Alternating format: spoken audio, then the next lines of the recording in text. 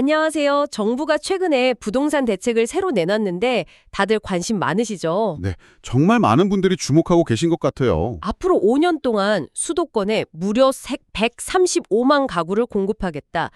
정말 야심찬 계획인데요. 네, 그렇죠. 규모가 상당합니다.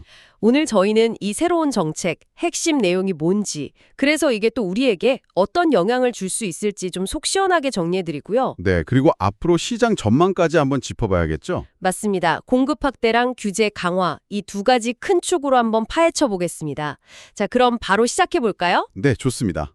역시 가장 먼저 눈에 들어오는 건 이 공급 물량이에요. 어마어마하죠.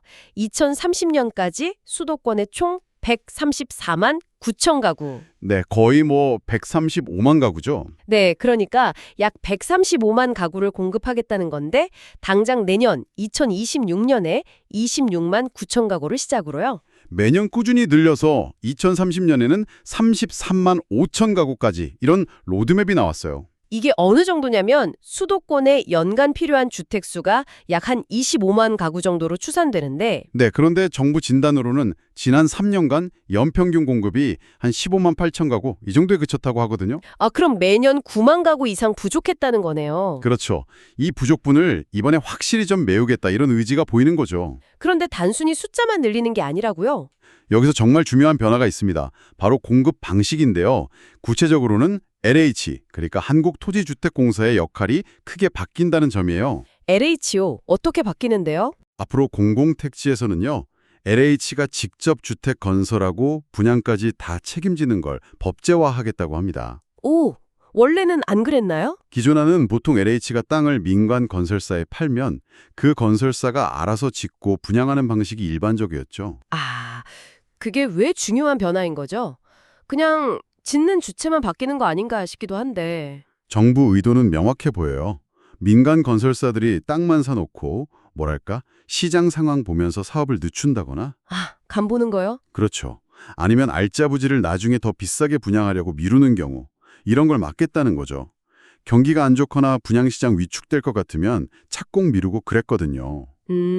하긴 그런 경우 많았죠. 네. LH가 직접 시행하면 이런 사업 지원 없이 계획대로 공급 속도를 낼 수 있다. 이런 계산인 것 같습니다. 아하, 공급 속도를 확실히 잡겠다. 그런 의도군요. 그런데요, LH가 직접 짓는다. 이러면 솔직히 좀 걱정되는 부분도 있잖아요. 어떤 부분이실까요? 그 LH 아파트 브랜드요. 예를 들면 휴먼시아 같은 경우 아무래도 민간 브랜드 아파트보다는 품질이나 선호도가 좀 떨어진다는 인식이 있는 것도 사실이잖아요. 네네, 그런 인식이 있죠. 실제로 청라지구 같은 곳 보면 위치는 비슷한데 LH 아파트 가격이 주변 민간 브랜드보다 평당 몇백만 원씩 낮게 형성되기도 하고요. 맞아요. 시세 차이가 좀 나죠. 주변 시세 평당 1,800만 원에서 2,600만 원 수준이라는 자료도 있었죠. 그러니까 과연 시정에서 이 LH표 아파트를 얼마나 반길까? 이게 좀 변수 같다는 거죠. 네, 그 점은 분명히 지켜봐야 할 부분입니다. 오히려 이게 반사이익으로 작용할 수도 있다는 분석도 나오고요. 반사이익이요? 네, 어차피 LH가 짓는 거면 그냥 돈 좀 더 주고 이름 있는 민간 브랜드 신축으로 가자 이런 심리가 작용할 수도 있다는 거죠. 그럴 수도 있겠네요. 그리고 또 3기 신도시 계획도 좀 바뀐다면서요? 네, 맞습니다. 그것도 주목할 변화인데요. 원래 계획보다 업무나 상업용지 비율을 줄이고 그 대신에 주택 공급 물량을 1만 5천 가구 더 늘리기로 했어요. 그럼 자족 기능은 좀 약해지는 거 아닌가요? 원래 신도시 만들 때 자족 기능 강화한다고 하지 않았었나요? 그렇죠. 2018년에 처음 발표할 때는 자족 기능을 강화해서 서울 의존도를 낮추겠다. 이게 핵심이었는데 이번 발표는 그것과는 조금 결이 달라진 모습입니다. 자족 기능이 줄어들면 그냥 잠만 자는 베드타운 되는 거 아니냐 이런 우려가 나올 수 있겠네요. 그렇습니다. 자칫하면 신도시 자체의 매력이 떨어질 수 있고요. 그럼 사람들이 굳이 서울을 떠나려고 하지 않겠죠. 결국 서울 집값 안정 효과도 기대하기 어려워질 수 있다 이런 지적이군요. 네. 공급 숫자 늘리는데 너무 집중하다가 본래 목표를 잃는 것 아니냐 이런 비판이 나오고 있습니다. 그 외에도 정말 다양한 공급 방안들을 그냥 다 끌어모은 느낌이에요. 맞아요. 총동원했죠. 일기 신도시 정비 사업 속도 낸다고 주민 제한 방식 도입하고 물량 제한도 완화하고 분당은 제외지만 네, 도심 내 낡은 공공임대주택 재건축 얘기도 있고요. 또 뭐 쓰임새 적은 공공청사나 학교 부지, 철도 부지까지 다 활용하고 모듈러 주택 도입도 확대한다고 하고 정말 할 수 있는 건 다 하는구나 싶어요. 그렇죠. 공급에 대한 의지는 정말 강하게 보입니다. 자, 이렇게 공급을 대폭 늘리는 게 한 축이라면 다른 한 축은 역시 수요를 좀 억제하려는 규제책이겠죠? 네, 공급과 수요 양쪽을 다 건드렸습니다. 일단 규제 지역, 현재 강남 3구랑 용산구죠. 여기에 LTV, 그러니까 주택담보대출 비율을 50%에서 40%로 낮췄어요. 네, 예를 들어 12억짜리 집을 산다고 하면 기존에는 대출이 최대 6억까지 가능했다면 이제는 4억 8천만 원까지만 가능하다, 이 뜻이죠. 맞습니다. 대출 한도가 줄어드는 거죠. 그런데요, 이게 효과가 있을까요? 솔직히 말씀드리면요. 이 조치의 당장 효과는 좀 제한적일 수 있습니다. 왜요? LTV 낮추는 건 꽤 큰 규제 아닌가요? 네, 그런데 이 지역들은 이미 다른 규제들이 많아요. 예를 들어 15억 원 넘는 아파트는 아예 대출이 금지되어 있고 아, 맞다. 15억 초과 대출 금지. 네, 그리고 소득 대비 원리금 상환 비율 따지는 DSR 규제도 있고 또 1인당 대출 총량 한도가 6억 원으로 묶여 있거든요. 그렇군요. 여러 규제가 겹쳐 있네요. 네, 평균 집값이 뭐 20억 원 훌쩍 넘는 동네에서 LTV가 50%든 40%든 어차피 대출 한도 6억 때문에 큰 차이가 없는 경우가 많다는 거죠. 아, 15억 이하 주택에는 좀 영향이 있겠지만 고가 주택 시장 전체를 흔들기엔 좀 부족하다. 이런 말씀이시네요. 그렇죠. 당장은 그렇습니다. 아니, 그럼 이 규제는 왜 나온 걸까요? 효과도 별로 없다면서. 중요한 건 이게 앞으로를 대비한 어떤 신호 또는 사전 작업이라는 점입니다. 신호요? 네. 만약에 앞으로 집값 상승세가 다른 지역으로 막 번져서 예를 들어 마포나 성동, 광진구 이런 곳들이 추가로 규제 지역으로 묶인다. 아, 그럴 가능성도 있죠. 그때는 이 LTV 40% 룰이 훨씬 더 강력한 영향을 미칠 수 있다는 거죠. 미리 규제의 틀을 짜놓은 거라고 볼 수 있습니다. 아하, 미래를 위한 포석이군요. 알겠습니다. 또 다른 규제는 없었나요? 네, 상당히 강력한 조치가 하나 더 있습니다. 주택 매매나 임대 사업자에 대한 대출 규제인데요. 사업자 대출이요? 네. 수도권이랑 규제 지역 내 주택을 담보로 받는 사업자 대출의 LTV를 아예 0%로 만들어 버렸습니다. 0%요? LTV 0%면 대출이 아예 안 나온다는 거잖아요. 와, 이건 정말 강력한데요? 맞습니다. 기존에는 규제 지역 30%, 비규제 지역 60%까지 가능했거든요. 근데 이제 수도권에서는 사업자 명의로 대출받아서 집 사는 길을 사실상 막아버린 거죠. 이야, 이건 정말 갭 투자 같은 투기 수요 잡겠다는 의지가 보이네요. 네, 그런 의도가 아주 강하게 반영된 조치로 보입니다.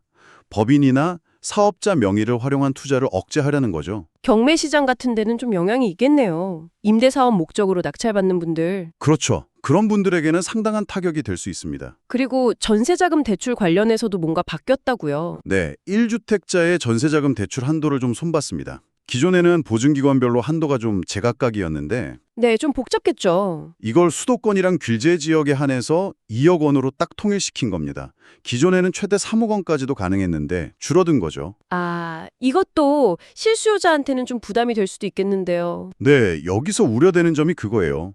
대출 한도가 줄면 부족한 보증금만큼 월세를 내는 소위 반전세 형태만 늘어날 수 있다는 거죠. 예를 들어 3억 대출 받으려던 사람이 2억만 갚게 되면 나머지 1억에 대한 이자만큼 월세로 내야 하는 뭐 그런 식이 되는 거군요. 그렇죠. 세입자 부담이 줄어드는 게 아니라 그냥 다른 형태로 전가될 수 있다. 이런 비판이 나옵니다. 이것도 좀 근본적인 해결책은 아닌 것 같네요. 그렇다면 마지막으로 토지거래 허가구역 관련 내용도 있었죠? 네, 지정 권한의 변화가 생깁니다. 지금까지는 주로 서울시장 같은 광역지자체장이 지정 권한을 행사했는데요. 네. 앞으로는 국토교통부 장관도 투기가 성행하거나 그럴 우려가 높은 지역에 대해서 직접 토지거래 허가구역을 지정할 수 있도록 법 개정을 추진한다고 합니다. 국토부 장관이 직접요. 이건 약간 정치적인 해석의 여지도 있어 보여요. 뭐 예를 들면 서울시장하고 정부하고 정책 방향이 다를 때 정부가 좀 더 신속하게 지정하려고 하는 거 아니냐. 뭐 이런 그런 해석도 충분히 가능합니다. 아무래도 지자체적 의지와 상관없이 정부가 주도권을 쥐려는 의도로 볼 수도 있겠죠. 네. 어쨌든 표면적인 이유는 정부가 필요하다고 판단할 때 지자체와 협의하는 과정 없이 더 빠르게 투기 과열에 대응하겠다 이겁니다. 중요한 건 이게 뭘 의미하냐는 거겠죠? 그렇죠. 중요한 것은 이 조치가 앞으로 정부가 토지거래 허가구역 카드를 더 적극적으로 더 쉽게 활용할 수 있다는 가능성을 열어둔다는 점입니다. 이게 중요한 신호일 수 있어요. 알겠습니다. 자, 그럼 이 복잡한 정책들, 공급은 늘리고 수요는 누르고 시장은 이걸 어떻게 받아들일까요? 일단 정부가 문제 자체는 제대로 본 것 같다는 평가는 많죠. 네, 문제 진단 자체는 정확했다는 데는 많은 전문가들이 동의하는 것 같아요. 수도권 공급 부족 문제 심각하고. 시장 지방 집값 격차, 양극화도 점점 더 심해지고 있고요. 그렇죠. 이건 뭐 다들 피부로 느끼고 있는 현실이니까요. 실제로 최근 서울 아파트값 상승세가 약간 둔화되긴 했어도 여전히 오름세고 지방은 계속 하락세고 전세값도 다시 오르고 있고요. 네. 그런데 진단은 잘했는데 내놓은 해법, 이게 효과가 있겠느냐, 여기에 대해서는 의견이 좀 갈리는 것 같아요. 네, 해법의 실효성에 대해서는 정말 의견이 분분합니다. 특히 그 135만 가구 공급 계획이요. 숫자는 엄청나지만 이게 착공 기준이라는 점을 절대 간과해서는 안 됩니다. 아, 착공 기준, 입주가 아니라. 그렇죠. 착공에서 실제 입주까지는 뭐 최소 3, 4년, 길게는 그 이상 걸리잖아요.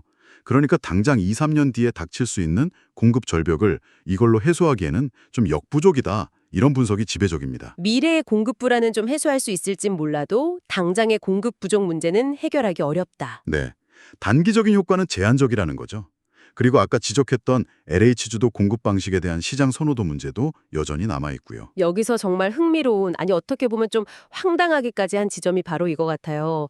LH가 직접 시행해서 민간 건설사 이익 줄이고 공급하겠다. 이렇게 큰 소리를 쳤는데 네.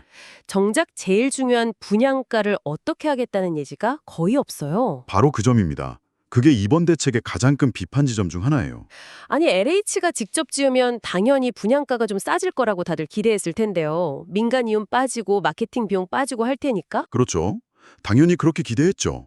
그런데 구체적으로 얼마나 낮출 건지, 그래서 그 혜택이 실제 청약자나 구매자에게 어떻게 돌아가는 건지 이런 내용이 그냥 쏙 빠져 있어요. 그러니까 이게 뭐 알맹이 빠진 대책이다, 맹탕 대책이다 이런 비판이 나오는 거군요. 네. 과거의 MB 정부 때 보금자리 주택처럼 주변 시세의 70% 이런 식으로 뭔가 확실한 가격 신호를 주지 못했다는 아쉬움이 큰 거죠. 그렇군요. 그럼 규제책에 대한 평가는 좀 어떤가요? 시장의 상승세를 좀 꺾을 만한 위력은 있어 보이나요? 규제책 역시 지금의 시장 흐름을 바꾸기에는 다소 좀 약하다 이런 평가가 우세합니다. 약하다고요? LTV도 낮추고 사업자 대출도 막았는데? 네. LTV 규제 강화는 아까 말씀드렸듯이 고가 주택 시장에는 실효성이 좀 제한적이고요.